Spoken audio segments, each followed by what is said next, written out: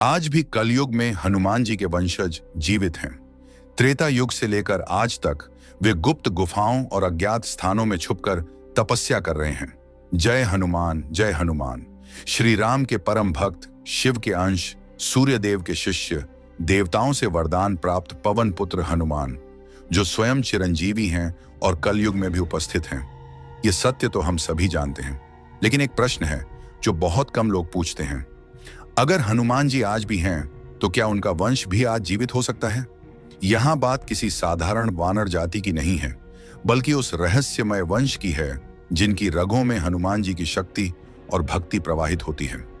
कहा जाता है कि ये लोग आज भी समाज से दूर रहते हैं, अपनी पहचान छुपाकर एक गुप्त उद्देश्य के लिए सुरक्षित रखे गए हैं।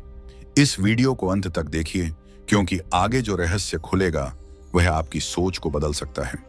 जैसा कि हम सब जानते हैं कि हनुमान जी बाल ब्रह्मचारी हैं। ऐसे में आपके मन में एक सवाल जरूर उठा होगा कि अगर वह बाल ब्रह्मचारी हैं तो उनका वंश आज जीवित कैसे है? इसका जवाब जानने के लिए हमें उनकी विवाह प्रक्रिया को जानना होगा। जी हाँ, हनुमान जी का विवाह पहले भी हो चुका है। हनुमान जी का विवाह पराशर संहिता के अनुसार हनुमान जी को विवाह करना पड़ा था। दरअसल पौराणिक कथाओं के अनुसार हनुमान जी ने सूर्यदेव को अपना गुरु बनाया था और उनसे 9 विद्याएं सीखना चाहते थे। धीरे धीरे सूर्यदेव ने उन्हें 5 विद्याएं तो दे दी, लेकिन बाकी की 4 विद्याओं के लिए मना कर दिया। जब हनुमान जी ने इसका कारण पूछा तो सूर्यदेव ने बताया कि बाकी की 4 विद्याएं सीखने के लिए उनका विवाहित होना जरूरी है। लेकिन हनुमान जी तो ठहरे बाल ब्रह्मचारी, जिस कारण उन्होंने पहले ही मना कर दिया। अंत में एक गुरु के नाते सूर्यदेव ने इसका हल निकाला। सूर्यदेव ने हनुमान जी को अपनी पुत्री सुरचला से विवाह करने की सलाह दी। कहते हैं कि विवाह के बाद सुरचला गहन तपस्या में लीन हो जाएगी। इसीलिए सूर्यदेव ने उनका विवाह हनुमान जी से करने के लिए कहा, जिससे हनुमान जी का ब्रह्मचर्य व्रत भी खंडित नहीं होगा। देखा जाए तो विवाह के बाद हनुमान जी को बाल ब्रह्मचारी ही माना जाएगा, क्योंकि उन्होंने सुरचला से कोई भी शारीरिक संबंध नहीं बनाया था। और कहते हैं सुरचला ने विवाह के बाद वही किया। उन्होंने अपनी तपस्या में लीन रहकर उनकी ब्रह्मचर्य की शर्त को पूरा किया। लेकिन सभी 9 विद्याओं को सूर्यदेव से सीखने के बाद उन्हें सूर्यदेव का प्रकोप भी झेलना पड़ा था, और इसी प्रकोप के कारण उनके वंश का जन्म हुआ।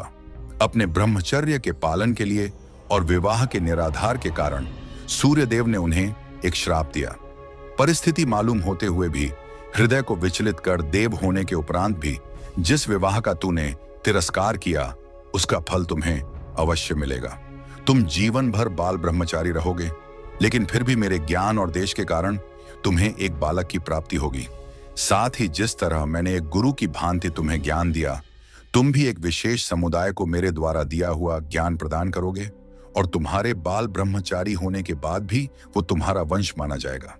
गुरु का आशीर्वाद समझ हनुमान जी ने इसे स्वीकार किया, और इसके बाद शुरू हुई हनुमान जी के वंश की असली कहानी, हनुमान जी का पुत्र। आप सब रामायण के उस प्रसंग से वाकिफ होंगे जब हनुमान जी माता सीता से भेंट के दौरान बंदी बनाए गए और फिर रावण द्वारा उनकी पूंछ पर आग लगाई गई, जिस कारण हनुमान जी संपूर्ण लंका को आग के गोले में तब्दील करने आए, और फिर अपनी पूंछ की आग बुझाने के लिए उन्होंने समुद्र में छलांग लगाई।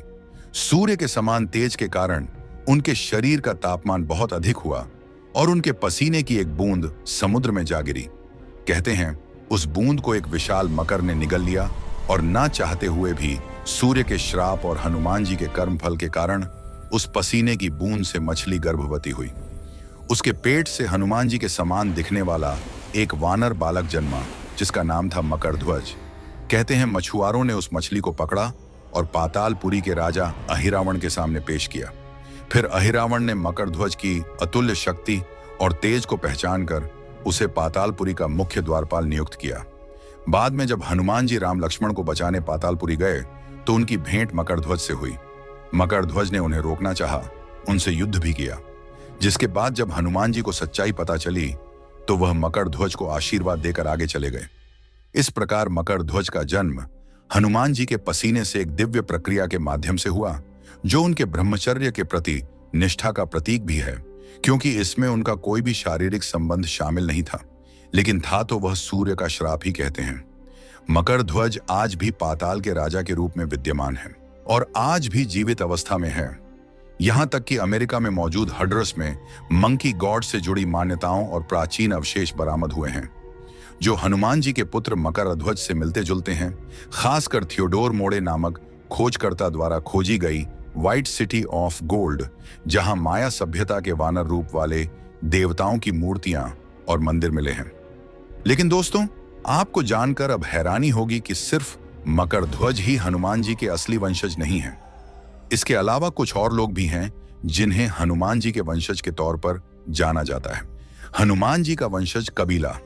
हम सब जानते हैं कि हनुमान जी अजर अमर और चिरंजीवी हैं जो इस पृथ्वी पर निवास करते हैं। लेकिन क्या आप जानते हैं कि श्रीलंका में एक ऐसी जगह है जहां हनुमान जी हर 41 साल में एक बार जरूर आते हैं, वो भी एक ऐसे कबीले से मिलने जो उनके वंशज माने जाते हैं। यह है श्रीलंका का मातंग कबीला, एक रहस्यमयी और एकांत प्रिय जनजाति जो बिदेरू पर्वत के घने जंगलों में रहती है, जो खुद को हनुमान जी का सेवक और वंशज मानती है। कहते हैं हनुमान जी हर 41 साल में उनसे मिलने आते हैं और उन्हें ब्रह्म ज्ञान का बोध कराते हैं। जी हाँ दोस्तों, वही ज्ञान जो खुद सूर्यदेव ने हनुमान जी को दिया था। पराशर संहिता में जैसे कि हमने वर्णित किया कि सूर्यदेव और हनुमान जी का संवाद साफ साफ झलकता है। जब उन्होंने कहा था, जिस तरह मैंने एक गुरु की भांति तुम्हें ज्ञान दिया, तुम भी एक विशेष समुदाय को मेरे द्वारा दिया हुआ ज्ञान प्रदान करोगे और तुम्हारे बाल ब्रह्मचारी होने के बाद भी वो तुम्हारा वंश माना जाएगा। आपको बता दूं दोस्तों, ये मातंग कबीला वही वंश है। इसका अस्तित्व रामायण काल से जुड़ा हुआ है। ये लोग आधुनिक समाज से अलग थलग रहते हैं और इनकी संख्या भी बेहद कम है। ये सिर्फ वेदा कबीले के लोगों से ही दोस्ती रखते हैं, जिन्हें रावण के भाई विभीषण के वंशज के तौर पर माना जाता है। श्रीलंका का सेतु नामक संस्था ने इसका खुलासा भी किया था जब उन्होंने मातंग कबीले के मुखिया द्वारा दर्ज की गई लोक बुक का अनुवाद किया। उनके अनुसार जब प्रभु श्री राम जी ने अपना मानव जीवन पूरा करके जल समाधि ले ली थी, तब हनुमान जी पुनः अयोध्या छोड़कर जंगलों में रहने चले गए थे। किष्किंधा आदि जगह होते हुए वे लंका के जंगलों में भ्रमण हेतु गए।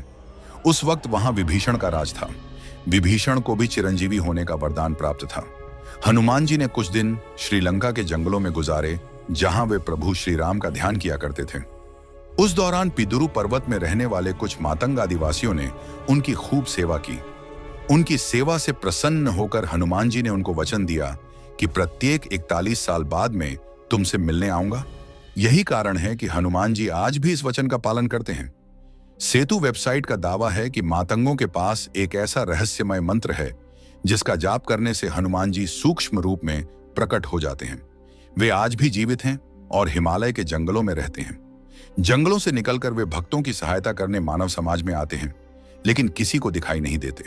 मातंगों अनुसार हनुमान जी को देखने के लिए आत्मा का शुद्ध होना जरूरी है। निर्मल चित्त के लोग ही उनको देख सकते हैं। मंत्र जप का असर तभी होता है जबकि भक्त में हनुमान जी के प्रति दृढ़ श्रद्धा हो और उसका हनुमान जी से आत्मिक संबंध हो। सेतु का दावा है कि जिस जगह पर यह मंत्र जपा जाता है, उस जगह के 980 मीटर के दायरे में कोई भी ऐसा मनुष्य उपस्थित न हो जो आत्मिक रूप से हनुमान जी से जुड़ा न हो, अर्थात उसका हनुमान जी के साथ आत्मा का संबंध होना चाहिए। यह मंत्र स्वयं हनुमान जी ने पिदुरु पर्वत के जंगलों में रहने वाले कुछ आदिवासियों को दिया था। पिदुरु श्रीलंका का सबसे ऊंचा पर्वत माना जाता है। कहते हैं हनुमान जी 2014 में इनसे मिलने आए थे और अब 41 साल बाद यानी 2055 में वो फिर से इस कबीले से मिलने आएंगे। कहते हैं यह कबीला आज भी रामायण कालीन परंपराओं का पालन करता है और मकर ध्वज के अलावा इन्हें ही हनुमान जी के वंशज के रूप में जाना जाता है। तो दोस्तों, वैसे क्या इससे पहले आपको हनुमान जी के वंशजों के बारे में पता था? अगर हाँ, तो कमेंट बॉक्स में हमें अवश्य लिखकर बताइएगा। साथ ही कमेंट बॉक्स में जय श्री राम भी अवश्य लिखिएगा। तो अगर आपको यह खास जानकारी वीडियो अच्छी लगी है तो इस वीडियो को लाइक कीजिए, हमारे चैनल को सब्सक्राइब कीजिए और ज्यादा से ज्यादा शेयर भी कीजिए। तो मिलेंगे अगली बार एक नई खास वीडियो के साथ। तब तक के लिए जय श्री राम, जय हनुमान।